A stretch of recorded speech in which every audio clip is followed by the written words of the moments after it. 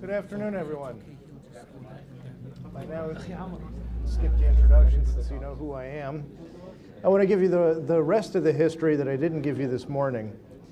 When we were approached by our customer, and I actually forgot my visual aid because I got this at ICRA. We use this as the blueprint for creating our initial products, our Murabaha and our Ajara products. It's mentioned in the papers that are handed out. An Introduction to Islamic Finance by Justice Usmani.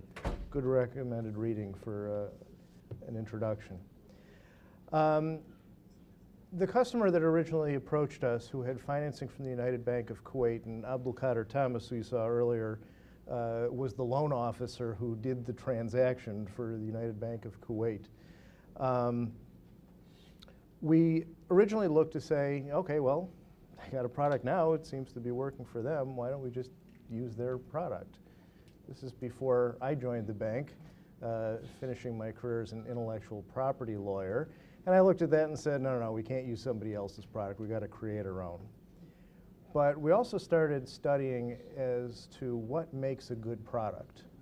And I went so far as to get a postgraduate diploma in Islamic banking and insurance. And we said, the product that United Bank of Kuwait was using, we think has kind of drifted from the ideal.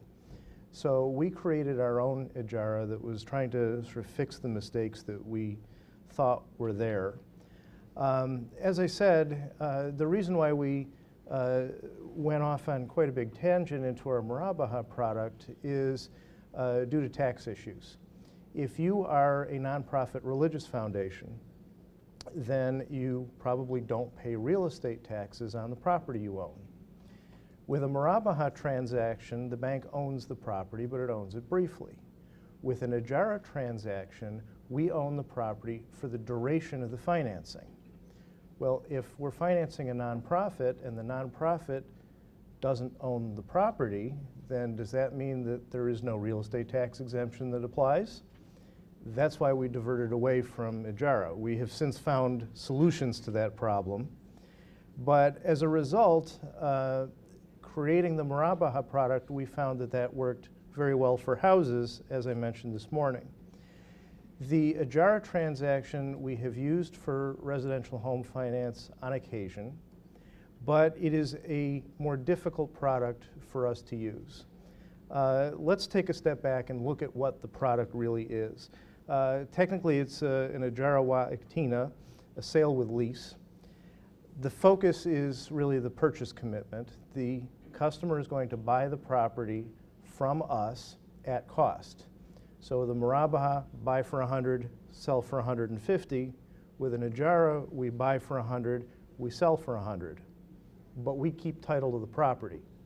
It's only after the 100 has been paid do we sign over the ownership of the property. In the meantime, the customer is using our property, so they're also paying rent for the privilege. Now, this also is structured to fit within an exemption to the prohibition on banks owning property. There are two OCC interpretive letters. As I mentioned, both of them were obtained by the United Bank of Kuwait. I believe you have one of them in your materials, but the other one is interpretive letter 806. The other is 867. 806 was the first one. That was the one that dealt with the Ajara. And it basically says the same kind of thing. Looks like a duck, smells like a duck, you can eat it like a duck. The advantages of an Ajara product is it's very flexible. Again, as I said this morning, when your only tool is a hammer, every problem looks like a nail. We have been able to use an Ajara for construction financing. We tried to get Istisna approved by the regulators, and they said, you can't do it the way you tried. That doesn't mean you can't do it, but you can't do it the way you tried. But we made an Ajara work, and then we didn't need any additional approvals because they already approved Ajara. We've been able to use it as a line of credit product in some cases. It has a lot of flexibility built into it. There are certain disadvantages, though, and part of that comes specifically from the regulatory structure. As a bank, we can do bank-like things. And we have to be registered and licensed and all those great things, but what do you know, we're a bank and we are licensed in Illinois. When we start doing business in other states, we have to check each state to see whether or not we need additional licensing or whether we can continue to do the kinds of things that we do in Illinois in whatever other state we're looking at the time. That is a state-by-state analysis. But now let's look at an Amja. When we do an Amja transaction, who buys the property, who sells the property, and who leases the property? For an Amja transaction, we form a separate subsidiary, separate LLC for each property. And the argument is, if I go and I visit you in your house, and I break my leg, and I sue, I'm going to sue the house owner. But you're not the house owner. You're the house owner. And if I win, and I win more than the entire value of your house, now I'm coming after his house, which is owned by him also. So by putting each property into a separate LLC, we isolate one property from the other.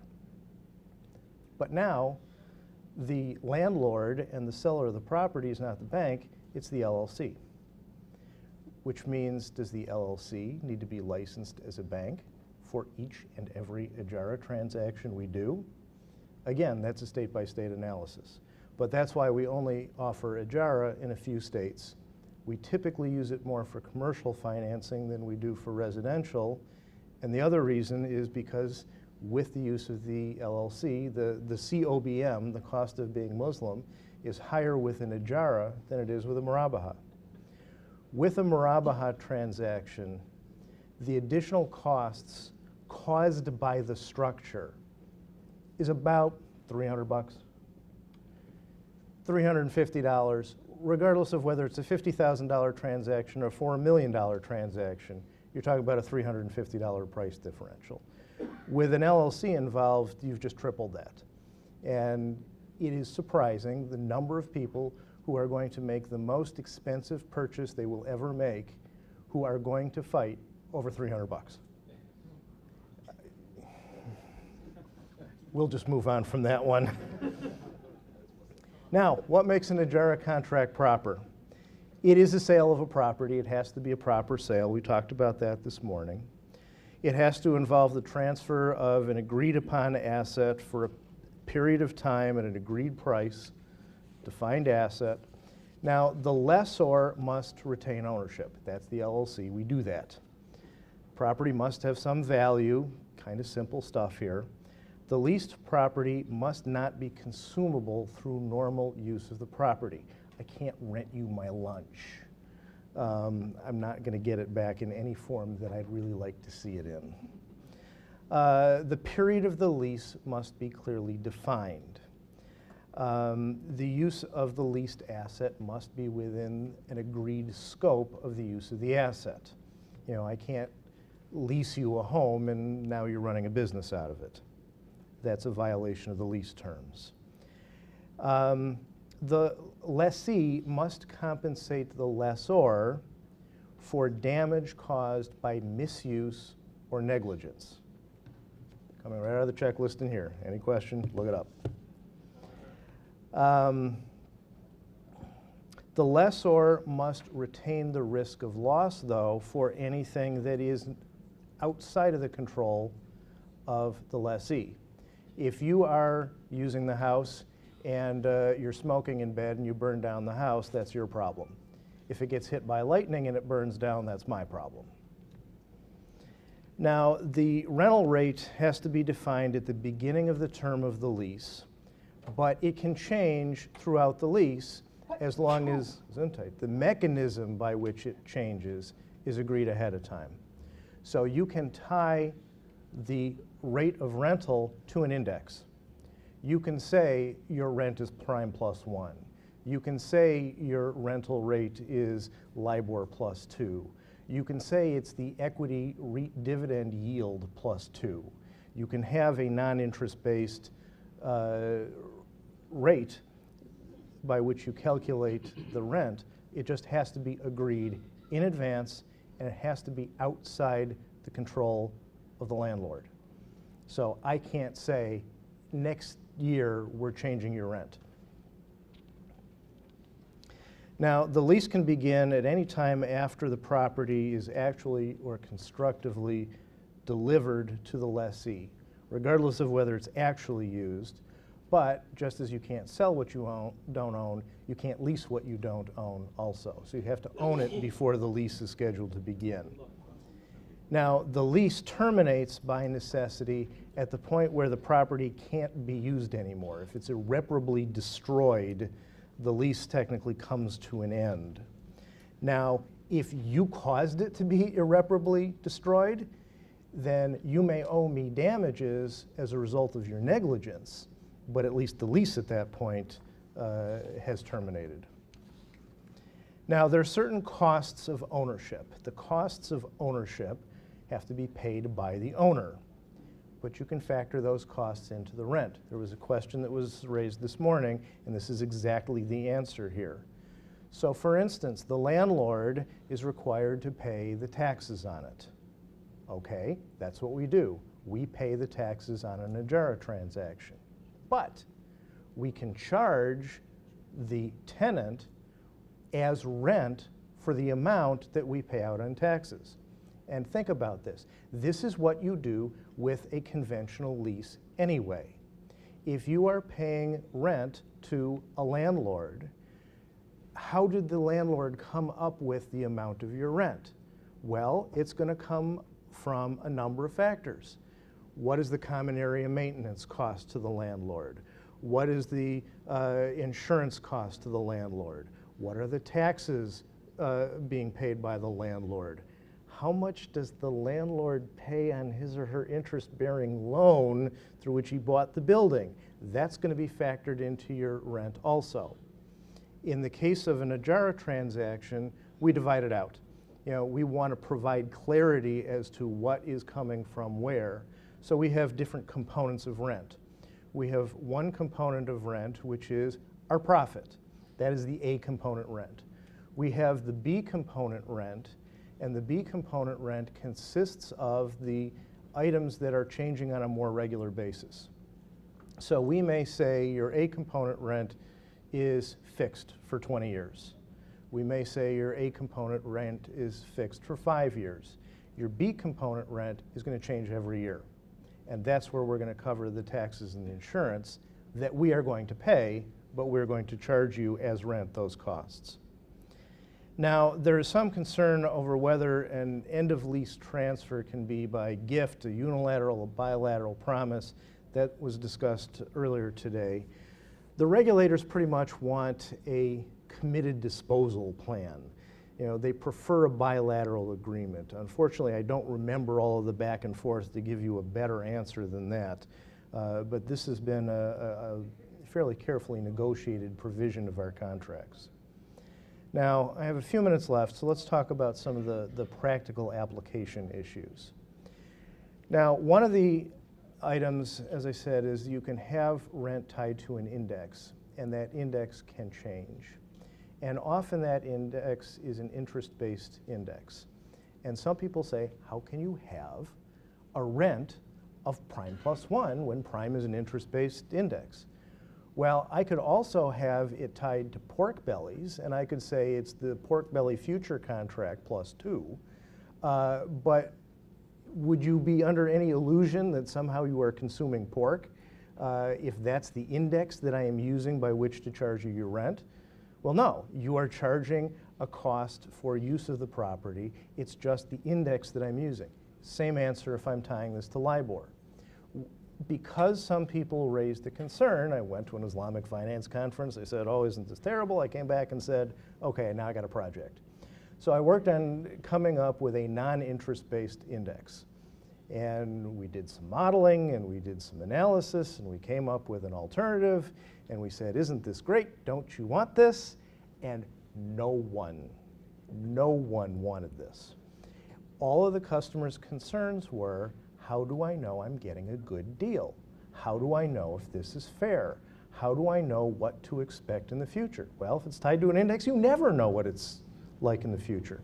But then you get into the issue of Sharia arbitrage, which is, okay, fine, I'll take your weird index until it's not in my favor anymore. and then I'm going to refinance with Guidance, or then I'm going to refinance with University Bank. And you can have an index that performs differently just up to the point where the customer decides it's no longer a good deal for them, at which point they're no longer your customer anymore. Now, late payments. Same answer as before. You can have a late payment to encourage responsibility, but not to punish hardship. If a customer comes to us and says, I can't pay because I don't have the money, no late payment is due. Same answer. Prepayments. With a murabaha, this is a big issue. With an ijara, the issue goes away entirely. Buy for 100, sell for 100. You need to move after 6 months, you pay the balance of the 100, any fractional month's rent, you're done. Much simpler. Secondary market, we talked about this earlier. In the case of an ijara transaction and Divan Bank, this is necessarily a portfolio product. This is not being sold anywhere. This is staying in our portfolio. It's our money being invested, not a Freddie Mac investing. But this can be sold, and we have at times offered as an investment product the opportunity to invest in someone else's ijara transaction. And the reason why is it is not a debt-based transaction. It is a real estate-based transaction. You're actually buying a percentage ownership in the LLC that owns the property. You're not buying the debt that is owed, and that is a substantive difference between either an ijara or a musharaka and a murabaha. And with that, I will yield the probably seconds remaining of my time and look forward to the questions. 2.5 minutes, but thank you. Fantastic.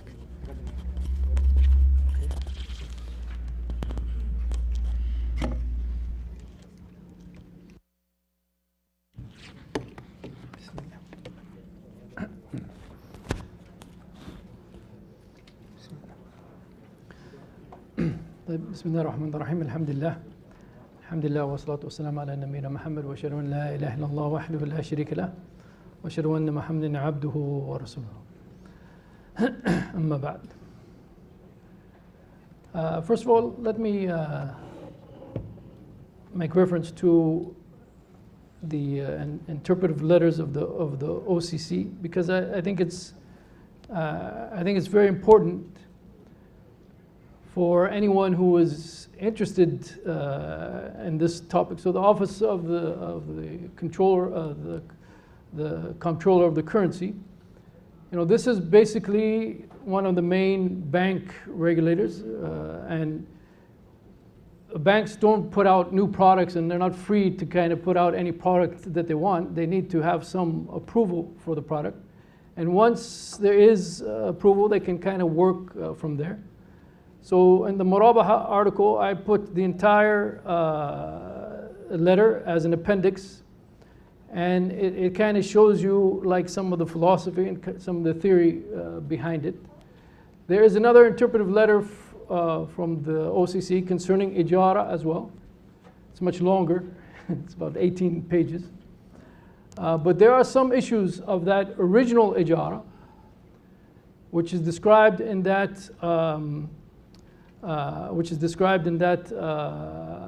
interpretive letter, which is, I think, good to see how things first were started and approved, and goes back to that question of the fact that banks cannot own real estate. So if they can't own real estate, how are they going to be able to lease property?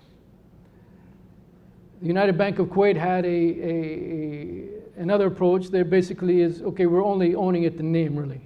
Otherwise, everything, the upkeep, maintenance, everything is on the homeowner, and we just have legal title and nothing beyond that.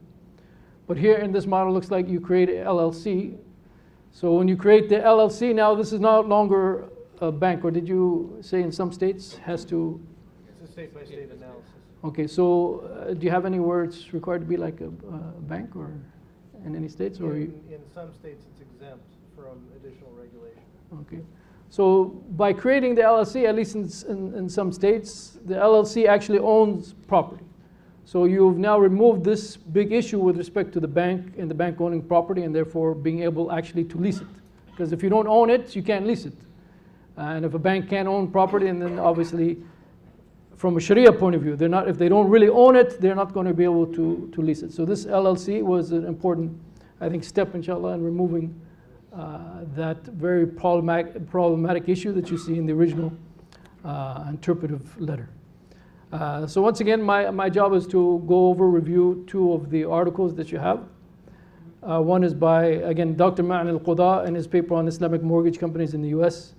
Pages 5 through 10 are about ijara.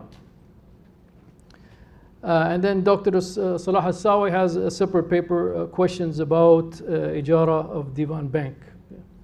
However, I must warn you concerning Dr. Salah al-Sawi's paper. And I'm looking for any response. So, inshallah, I hope that Dr. Salah's paper is fixed before if there's any distribution of it or put on the website, because if you look at it closely, there's actually questions, and then there's response, and then there's some statements in English. And sometimes if you read the Arabic and the English contradict one another on a couple of cases.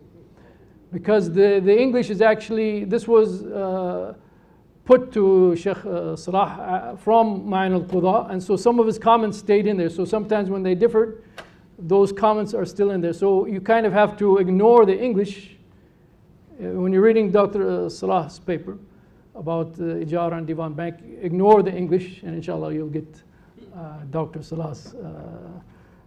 Otherwise it'll be very confusing, because as I was preparing this, I was very confused why the Arabic says one thing and the English says something else. So there's a number of points. There's a number of points that they go through. In fact, because I failed to mention this when I was speaking about the previous guidance contract, Dr. Ma'an al-Quda, I'm going to jump to his conclusion before I go back to some of the points that he makes. Dr. Ma'an al-Quda, after reviewing some of the contradictions or deviations that he found in this, I use this term now, in this contract, he concluded, having said this, more than one critical violation of Islamic ijara has been combined in this contract. Due to all these violations, this contract is not a valid ijara one. It characterizes the relationship between the bank and the client as a lender who advances an interest-bearing loan to a borrower. And also his conclusion on guidance also was pretty much the same, but unfortunately, sometimes when you're speaking and you're just trying to make some points, sometimes you forget some important points as well. So he also made that point, inshallah, with respect to the diminishing partnership of guidance. So what they've done, what both of them have done, has actually gone through the ijara contract of Divan and highlighted some of the issues that they have. For example, in the case of default, and of course many of these issues are related to secondary kind of cases, or cases that might come up. So in the case of the default, in the event the owner declares the lessee in default, the owner may collect as part of the rent payable rent from lessee until new tenant can be found, and may collect the difference between any new tenant pays and the rent lessee has agreed to pay. So here's kind of a technical issue, and actually the two sheikhs are a little bit divided on this. The question is, did the contract come to an end or not? If they are actually declaring an end to the contract, then Sheikh Ma'an says that if the contract has actually come to an end, then the individual is no longer responsible for any rent that would have to be paid after that time. Sheikh Salah emphasized the fact that a lease contract is what is known as a binding contract on both parties, and one cannot unilaterally escape the requirements of that contract. And so therefore one can be bound and required to live up to the demands of that contract. So Sheikh Salah did not see a big issue with that. With respect to repossession and warranties, the property is being given as is and without warranty, and with no recourse for any known or later discovered faults or problems. So basically, again, if the bank is the owner of the property, again, they're leasing, and this is the problem that you get with some of the models that have been done throughout the Muslim world of ijara. The question of is the person leasing or is he buying, and you know, where does he actually stand? Is he purchasing it? Is he leasing? Sometimes it gets a little bit blurry.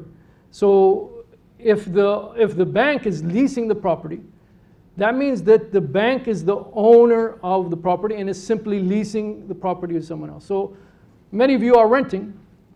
Now, as I said, you know, you could put when the person decides how much rent you have to pay, he puts all sorts of things into consideration. But once he puts it there, it's fixed, right? If those things change, he cannot do anything.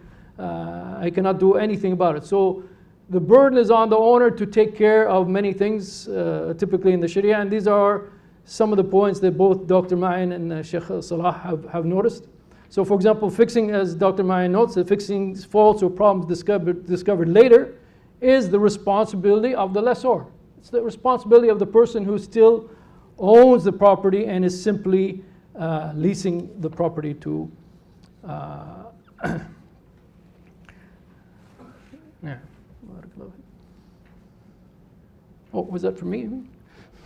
Okay, so, another aspect of the agreement, it says that the lessee shall be responsible for the upkeep and maintenance of property at its own expense. So here's that issue again. Now, normal wear and tear. So if you are, for example, if you are renting a house, because again, lease is essentially the same. If you are renting the house, it's kind of established what you have to do. But the actual upkeep and the maintenance of the house in general is not your business, right? If you see, for example, the paint peeling or something like that, usually you call your landlord, and the landlord comes and sends someone over to fix it. Because again, it's his property, and he's probably more concerned about the well-being of his property, even sometimes than the one who's renting. Sometimes the one who's renting lets problems go and they become bigger problems. So it is established and it is agreed by the different Sharia standards that the upkeep and the maintenance of the property is a burden on the lessor, the one who owns the property, in this case, Divan Bank. And the agreement seems to state very clearly differently. And again, the lessee is supposed to provide all necessary assistance in obtaining disaster protection and insurance and so forth. This should also be the burden on the owner of the property. Damage, if any is damage, so the lessee is responsible for any damage to the property, and any insurance funds paid the owner shall be kept by the owner and applied to the repair of the property. So the lessee is responsible for getting the insurance, but then the one really who is benefiting from the insurance. No? Okay. That's a misinterpretation of the intent behind the contract. The assistance in... What's law without misinterpretation, right? Yeah. The assistance that we are expecting from our customer is because, for instance, if you have an insurance adjuster who's going to have to come and look at the property in order to assess its insurable value, we need to have our customer let that person in to do it. So we need the participation of our customer in getting the insurance done. Often the customer will identify proper insurance and we will pay for it. So it is our obligation to pay for the insurance, but we are expecting our customer to help in that process. Okay, but just prior to that, it says lessee is responsible for any damage to the property during the term of this agreement. Is that right? It should be only the... This is your contract. Yeah, it's been a long time since I've looked at that contract. All right. It should be our responsibility to handle certain catastrophic losses. Okay. But what is catastrophic and what is as a result of normal use? And if the customer is entirely in control of the property, I would argue that that standard of what the customer would be liable to address because of their exclusivity of use is higher than it would be. It doesn't mean it's entirely Yeah, their okay. issue. So that's fine. There's some limits to what is his responsibility and what is our Yes. responsibility. But here it just says lessee responsible for any damage to the property. Well, that's why we have the insurance in place. Yeah, you're right. That is something that you probably ought to clarify. Okay, all right, inshallah. I will give you that one. Oh, thank you, mashallah. I've been here all day and I finally got one, mashallah. There's also a portion there on duty of cooperation, and it says, to the extent necessary to perform this agreement or to protect its interest in the security under this agreement, lessee agrees to assist the owner as requested, even if it requires the execution of government documents to reflect an interest-bearing transaction. We have removed that Oh. on request of some customers when it's in our portfolio. But mostly that's being used for when there are recording documents that are required that don't fit the nature of an Islamic financing transaction, but is required by the government. Okay. In case you, so the problem here, as Sheikh Aman mentions, that if there is an interest-bearing transaction, which is obviously not allowed in the Sharia, and so therefore forcing the lessee to take part in that might be questionable, at least. Then in the ijara purchase commitment document, there's also some other issues, and especially this question of what are the steps that are following in the sense of once they buy the property, because obviously in ijara they don't own the property originally. It's not the case that they own the property, but they are going to buy a property again based on the request of a consumer, and then once they buy that property, it's going to be flipped over into an ijara relationship with the consumer. Right? So there are certain steps that must be met, and Sheikh Salah Al-Sawi presents to us some of the conclusions of the Majma al-Fiqhi of some of the requirements. And so it starts actually by talking about one of the prohibited criterion, and that is when the deal involves conclusion of two different contracts at the same time for the same commodity and for the same duration. Again, the rent, you have a purchase agreement and you have a rental agreement. And renting is different from purchasing, and you have to keep those two separate. You have to keep the demands of them separate and so forth. So the permissibility criteria, they say that the presence of two contracts that are totally separate and independent with respect to time. Number two, with respect to the permissibility criteria, there should be a genuine desire from the two parties to conclude the lease contract and not just to use it merely as a veil for the sale contract. Now obviously legally this is very difficult to prove, but we are speaking about between us and Allah subhanahu wa ta'ala. So you can enter into almost any contract with a bad intention, right? You could enter into this kind of contract with the intention that you are not actually interested in leasing, but you are just trying to buy the house with more money over time and essentially borrowing. So there should be a real intent that you are leasing, and the leasing is true. It's not just a facade. It's not just trying to cover the fact that we're just making these payments over time and then at the end you'll be getting the house. And the lease property should be guaranteed by the owner and not by the lessee. Some prohibited forms of the contract, and I talked briefly to the brother, but maybe you can elaborate further on what exactly takes place with Divan. Some prohibited forms of the contract, a lease ending with ownership contract that leads to the transfer of ownership against the amount of rent he's paid during the contract period. In other words, if you are paying rent, and just after paying all that rent, essentially there's no rent plus payment, but it's all essentially rent, and at the end of the rent, the property now becomes yours. Now you have mixed the rental with respect to the lease, the buying, and you don't do that. No. Okay. Our contract has two sets of payments that are made. One is explicitly a purchase commitment amount that has a schedule attached of what those payments are each month. It has a requirement that the customer keep the property leased to an approved tenant.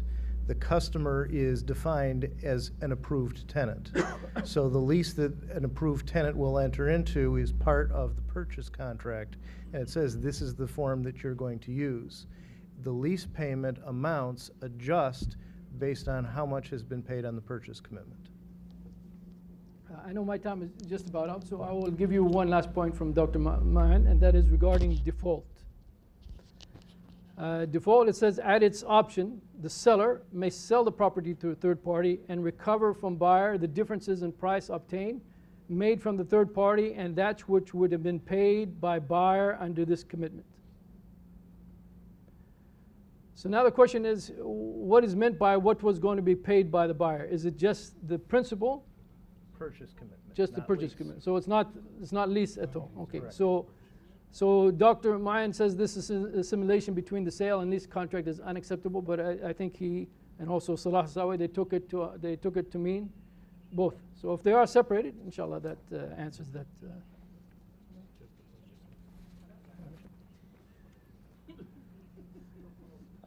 And finally, again, the question of okay. I think I'll stop. I mean, alhamdulillah, I think the points that they both make are pretty clear. The conclusions, though, of the two sheikhs are a little bit different. As I said, Ma'an al-Quda says, having said this, more than one critical violation of the Islamic ijara has been confined in this contract due to all these violations. The contract is not a valid ijara. One, it characterizes the relationship between the bank and the client as a lender who advances an interest-bearing loan to a borrower. However, Sheikh Salah Sawi, the question was put to him, is this apt sahih with simply conditions attached to it which are fasid or unacceptable, such that it would be permissible for an individual, a Muslim, given strong need and the purpose behind this, to engage in this contract. And his conclusion is that based on the text that he's seen,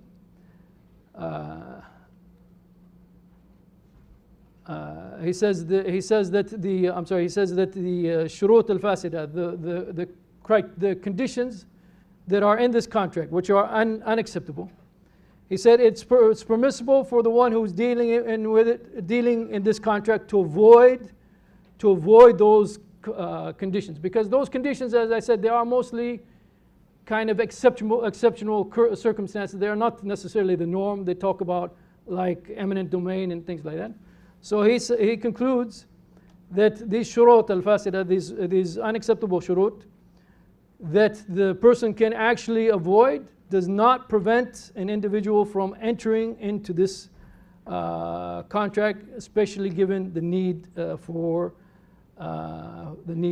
such a contract. So there is a slight, I think, difference in conclusion between the two sheikhs in their papers, based on some of the violations, deviations in their contracts. And actually, I think a couple of them, David has explained to us here additionally as well. Thank you. Barakallahu fikum wa assalamu alaikum.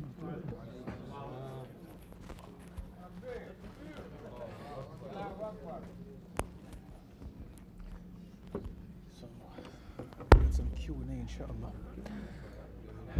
So, ikhwa, if it's okay, inshallah, Mashaykh, for the next 20 minutes, if we could have, sure you can, absolutely. We're going to, inshallah ta'ala, have for these two presenters on their topic specifically with regards to ijara with Divan Bank. We're going to ask that, inshallah, once again, that you line up. We ask that if possible, please, let's try to keep it concise. Let's keep it to one, either a statement or a question, not both of them. This way, inshallah ta'ala, we can try to address everybody as best as possible. And after that, there will be the open session for Q&R, so you'll have plenty of other opportunities, inshallah jalla wa ala. So go ahead and begin, and also tell us who you're addressing it to, please. Assalamu alaikum wa rahmatullahi wa barakatuh. I'm sorry, two things, Number one, it doesn't matter what you're going to call that fees for the late payment. You're going to call it chasing fee, whatever. العلة هو التأخير في الدفع. تسميها زي ما انت عاوزها. ملاحقة المتأخر، غرامة على المتأخر، العلة هو التأخير فهو ربا. خلاص زيادة على المبلغ على شيء كده. But what I meant is this: call it any name you want. It's chasing the payer for being late or late payment or whatever charges. Name it anything you want. The reason you are adding that expenses just because he was late, it's ربا. Period. إلا إذا كنت على خطأ إن شاء الله. If I'm wrong إن شاء الله الفقهاء كمثال الدكتور الصاوي يصلحني. فالعلة علة تلبسها تحليها تحطها عسل دي ما أنا ثانيا the second issue is this: if I steal to donate a needy, it doesn't mean that make it halal. إن الله طيبا ولا يرضى الله طيب. Allah subhanahu wa ta'ala is pure and never accept anything except pure. I to charge that late payment fee and say I'm going to make a donation to the poor and needy, that is twisting the issue. I'm sorry. That's never. The other issue is this: the hadith. I heard the brother saying using that hadith and they chopped it half. That's the second issue. He said الحلال بين والحرام بين. الحديث صحيح. Halal is clear and haram is clear. And it's authentic hadith from Nu'man bin Bashir. سمعت رسول الله. Strong hadith. سمعت رسول الله. But we don't chop it over here. ويل للمصلين and we stop. Where is الذين هم عن صلاتهم ساهون? Where is when it says وبينهما أمور متشابهات لا يعلمون كثير من الناس. And then say فمن اتقى الشبهات فقد استبرأ لدينه وعرضه ومن وقع في الشبهات وقع في الحرام. الرسول صلى الله عليه وسلم in this hadith he says it's clearly what's halal, clearly what's haram, and between them something questionable, a green area, whatever you want to call it. Jazakallahu khairan. He said avoid that because if you approach it you are falling in the haram. What does it mean? This gray area is closer to the haram or to the halal? Closer to the haram. If the Prophet said that al-mutashabiyat is close to the haram, who am I to get my opinion about Prophet sallallahu alaihi wasallam? Jazakallahu khairan. And the last thing I'm going to say, I think you've said more than enough for now, brother. We have plenty of others who also need to. إذا قضى الله ورسوله أمرا أن يكون لهم الخيرة من أمرهم. يا مشايخ. My choice to categorize المتشابهات toward the halal or the haram. والسلام عليكم ورحمة الله وبركاته. Mashaykh, if it's okay, honestly, we need to respect each other. And we need to have the best of manners towards each other. Everybody's time is valuable. Everybody's concerns are valuable. And we're not here to bash anybody. If we're going to say something, let it be very Islamically correct and professional. Let it be concise, please.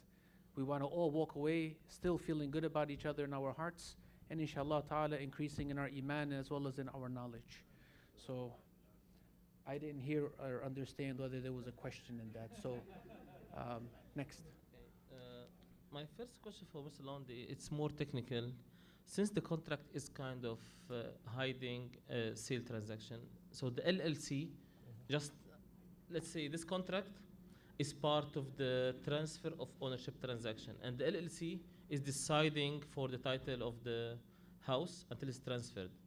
Does the tenant has any decision-making power over the LLC, if any? Because I didn't see the contract and didn't see the comments.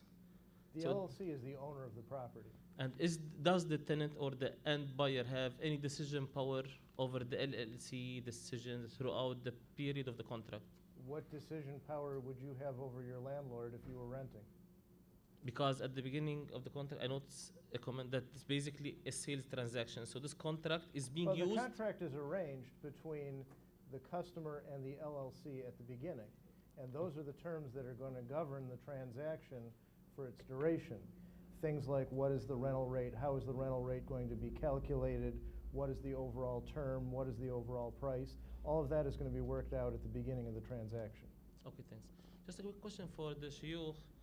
If it's okay, just so that once everybody else gets a chance, inshallah. Okay, Jazakumullah khairan. Thank you so much. Alhamdulillah Rabbil Alameen. Barakallahu feekum. I have a maybe a strange question. My question is, and I know that the Majama al-Fiqhiyya, they say that when السلام عليكم ورحمة الله. اللهم جنبنا الزيغ والزلل في القول والعمل، اللهم آمين. مجموعة نقاط سريعة يا أحبابي. يعني أولا نحن هنا يعني لم نأتي ممثلي هذه الشركات لا لكي نحرجهم ولا لكي نضعهم في كورنر. نحن جئنا بهم لكي نتناصح معهم، ونحن ممتنون لهم وشاكرون لهم مجهودهم وداعون لهم بالتوفيق والسداد. ونحن معهم في سفينة واحدة وفي قارب واحد، معهم ومع غيرهم من كل من يحاول أن يقدم شيئا لكي يصلح به فسادا أو يقوم به خللا وعوجا. نحن معهم إن شاء الله، وأرجو أن تكون هذه الروح هي التي نحملها تجاه إخواننا، ونحملها كذلك تجاه المؤسسات التي يقوم عليها غير المسلمين، هم يقدمون لنا خدمة كذلك، وأرجو أننا ننظر إليها من هذه الزاوية ونجتهد معهم في تطوير الأحوال وتحسينها واستصلاحها. المسألة الثانية، نحن نقدر الحرص على النقاء والحرص على الصفاء، وسمعت أكثر من مرة مشروعية 100%، كلام جميل جدا، لكن قد لا تقدر عليه في الواقع، والقدرة مناط التكليف وشرطه. فيعني الله جل وعلا لا يكلف نفسا إلا وسعها ولا يكلف نفسا إلا ما آتاها، فالمطلوب منا أن نستفرغ وسعنا، أن نستفرغ جهدنا، وأن نبذل وسعنا وطاقتنا في تحصيل ما يمكن تحصيله من الخير، وفي دفع ما يمكن دفعه من الشر. وفي تراثنا الفقهي كثير مما يمكن أن نقف عليه ونستدل به على مثل ذلك. والقاعدة أنه لا ينبغي لأحد أن يعتب على نور فيه ظلمة ما دام لم يحصل له نور لا ظلمة فيه. كلمة مرة ثانية ويكرم شيخ الإسلام رحمه الله كان يقول: لا ينبغي لأحد أن يعتب على نور فيه ظلمة ما دام لم يحصل له نور لا ظلمة فيه.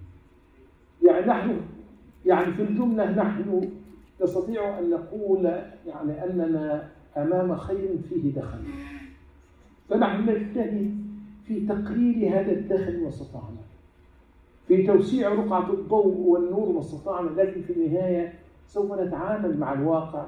وكلكم وأنتم مشايخ طبعا تعلمون أن شيخ الإسلام رحمه الله يتحدث عن لو أن رجلا دخل مع مكاس مع صاحب مكس من أجل أن يقلل المكوس التي فرضها على الناس، ثم أعانه فجمعها له من الناس، لكن دخل معه بنية تقليل المظالم، يعني فقال إنه بهذا إنما يكون وكيلا عن المظلوم في تقليل المظلمة الواقعة عليه، وليس وكيلا عن الظالم، وليس معينا له على ظلمه. الكلمة مش معناه إن احنا نفرط في تحصيل ما يمكن تحصيله من الخير.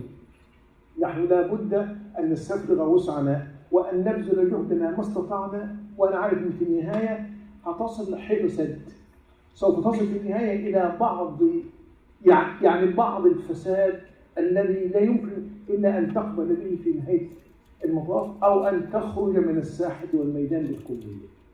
والخروج من الميدان بالكلية ليس خيارا مناسبا، يبقى الخيار الصحيح والذي دائما يتوافق مع مقاصد الشرع، يعني أن مبنى الشريعة على تحصيل أو تحقيق خير الخيرين ودفع شر الشرين، وأن مبنى الشريعة على تحصيل ما يمكن تحصيله من المصالح ودفع ما يمكن دفعه من المفاسد، تحصيل المصالح وتكميلها، وتعطيل المفاسد وتقليلها. يعني ثم يبقى في النهاية إذا بقيت معنا يعني بعض الشروط الفاسدة، هي في ذاتها فاسدة، لكن يمكنك أنت أن تتحاشاها.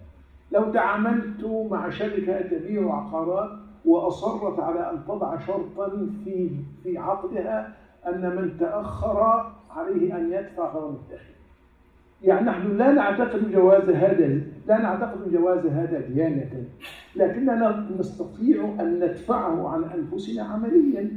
نستطيع أننا نلتزم بالوفاء بالتزاماتنا في مواقيتها، فنبطل هذا الشرط من الناحية التطبيقية. وتعلمون أن النبي صلى الله عليه وسلم عندما أرادت عائشة أن تشتري بريرة، يعني أن تسهم في عتقها وأن تعجل لها هذا، فاشترط أولياؤها أن يكون ولاؤها له، والولاء بمعنى الإرث. فجاءت أمنا عائشة تشتكي للنبي صلى الله عليه وسلم لأن القاعدة أن الولاء لمن أعتق. فقال لها النبي صلى الله عليه وسلم، يعني قال لها اشتريها واشترطي لهم، فإنما الولاء لمن أعتق.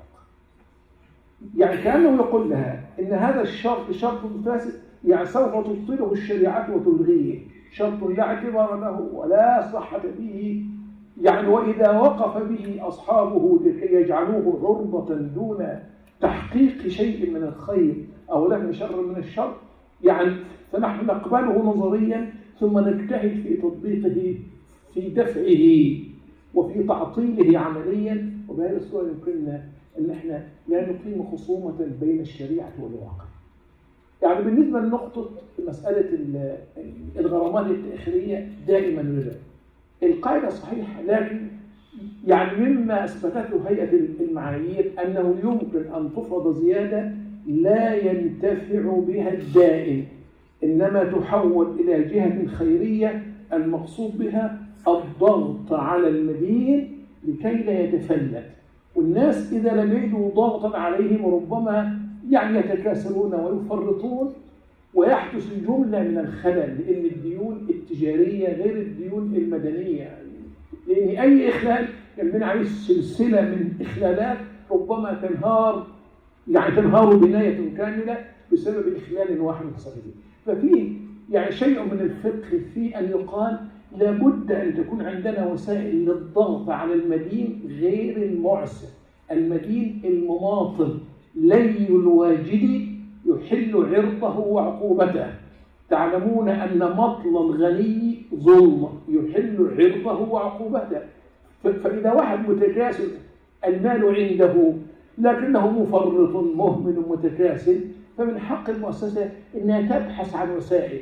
فمن بين هذه الوسائل قالوا تحميله المصروفات يعني القضائية. إذا رفعت عليه دعوة أمام المحكمة من حق المصروفات التقاضي والمحامي يتحمله هذا المدين المماطل الظالم بمطلبه. نحن لا نتكلم عن مدين معسر مضطر في الشارع واقف، لا، نحن نتكلم عن مدين قادر واجد، لأن الحديث يقول كما ذكرت لحضراتكم لي الواجد يحل عرضه وعقوبته. الحديث الثاني مطل الغني ظلم، يفرق بين الغني وبين المعسر. ومن حق يعني المؤسسة أن تبحث عن جملة من التدابير الاحترازية التي تحول دون مطله والتي توقع عليه شيئا من الضغط إذا ماطل لكي ترده إلى الصواب. ويعني نحن في النهاية لن نكون موقفا نهائيا بعد، لا نزال نستمع وسنستمع وسوف نستمع إن شاء الله، لأن الفتوى معرفة الواجب في الواقع. لكي تكون الفتوى دقيقة وصحيحة لابد أن نحسن الاستماع جيدا مع التقدير الجيد لكل كلمة تخرج من فم إخواننا، ونعطي أنفسنا فرصة لتدبرها وتأملها. ونحن لما نصل إلى موقف نهائي في أي شركة البعث لا نزال نستمع وسوف نستمع، وسوف تكون لنا جلسات أخرى طويلة بعد يعني مع أعضاء لجنة الفتوى بإذن الله، حتى يعني ينهج لنا نهج قاصد بين بإذن الله. أسأل الله لكم التوفيق والسداد والرشاد. السلام عليكم.